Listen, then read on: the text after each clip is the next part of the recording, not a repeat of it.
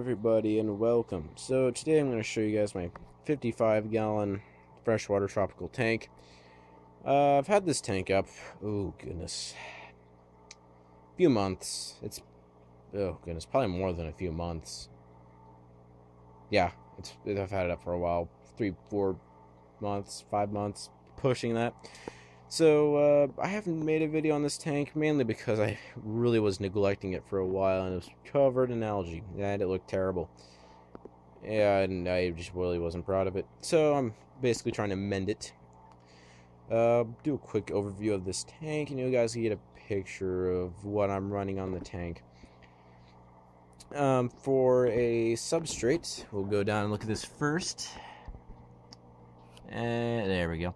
So I have pool filter sand, which is capping a layer of, oh goodness, like an organic potting mix, which is also mixed in with little balls of red clay to provide more iron.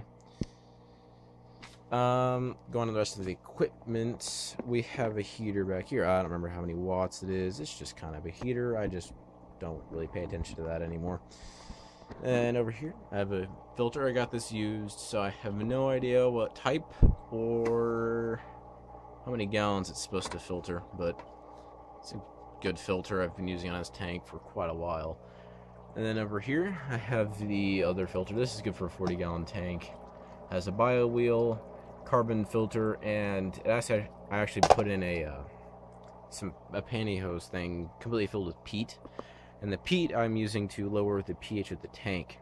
Using this kind of method's already worked for me on one of my other tanks, which is a 20-gallon long tank, which is actually my newest tank, which I'm trying to change it up a little bit for the cardinal tetras I was trying to keep in it. And for some reason, the focus is, there we go, the focus is back now.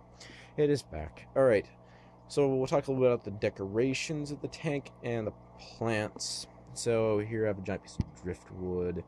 I did not soak this before putting it in the tank. I probably should have, but meh, I would never have had the time or gotten around to do it.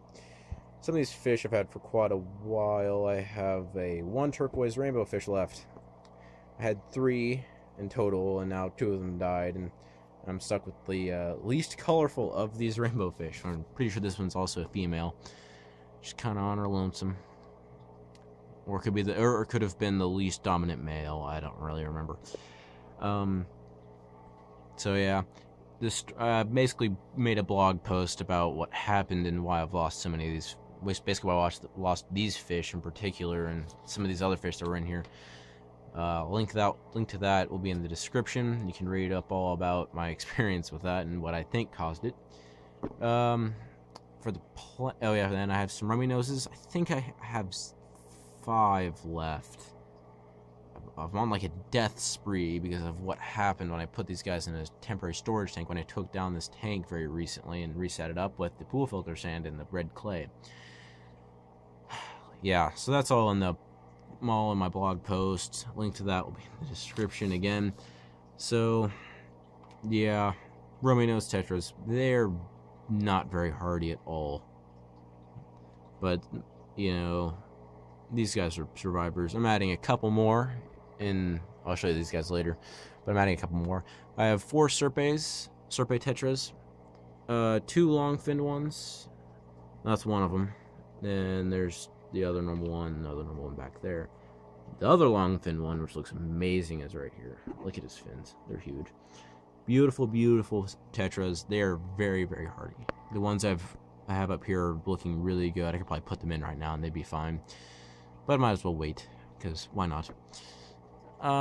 Plants, I have a Lodia here. This is more or less a temporary plant. I don't really like the look at the plant itself. It just gets too floppy. It doesn't like stand straight enough for me. But I have it, and I'm putting it in here because this was also in the tank before I took it down. I have some little shoots of, it's like a cryptocorine luetta. What's a luetta? That was one of the scientific names. That's the only thing I really remembered about it. Then here I have a random piece of pennywort. I do have more of this that I had in my pond. This is just a little piece I pulled out of one of my other tanks. I just put it in here. Then over here, we have 2 giant things of jungle val. Now, when I had this tank up originally, it had pea gravel, and so yeah, the jungle val didn't really spread. It just grew insanely tall. Now I trimmed it, so you can see the flat edges up there, so I just kind of cut it because it was super duper long and I wanted it to try and grow some new shoots. Behind this rock, see if I can get it, you can see a little bits of green. Maybe. You can see a little bit. Basically, I put a bunch of Rotala, which is up for my beta tank in here. So hopefully that'll lower, not to lower the pH, but lower the nitrates. And it should grow up really tall, go up behind the rock. Should look really nice. I have some random leaves, which when it starts decaying should help soften the water, increase the acidity level a little bit. Should be really nice. So yeah, that's pretty much the overview of this tank and what's in it right now. Oh yeah, then I have my one, pretty sure it's an mono shrimp. They sold it to me as an algae-eating shrimp, but as far as I can tell, those are basically the same type of shrimp, just different names. So yeah, he's huge. Same thing for like the Elodia or Nacarus. As far as I can tell, this is the same types of plants, just called by two different names. So talk about the fish I'm going to be putting in this tank.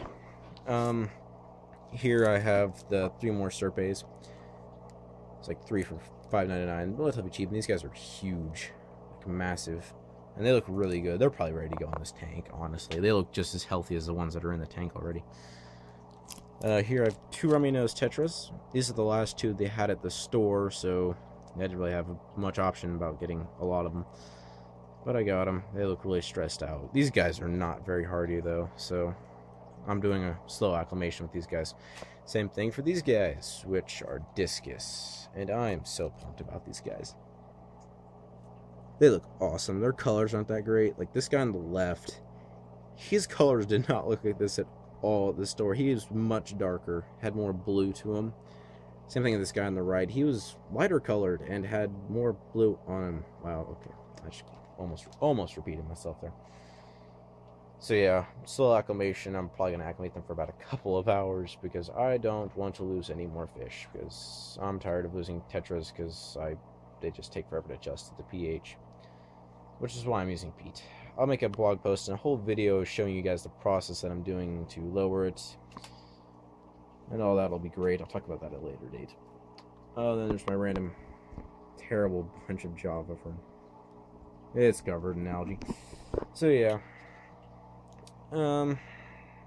This tank needs some work, but it's getting there. It'll improve. I'm sure it will. I hope it improves. So yeah. So keep it smooth, guys. I will make different links to my blog site in the description of this video, so you can check out all of my other blog posts, things that don't necessarily make it to video form. As always, subscribe to my channel. Leave a comment suggesting future video ideas. I'm going to be very, very open to this. So even if it's like from HD montages to like how-tos, I will try and do it all if you guys really want me to. So yeah. So like this video, comment, subscribe, and I'll see you guys later. Bye.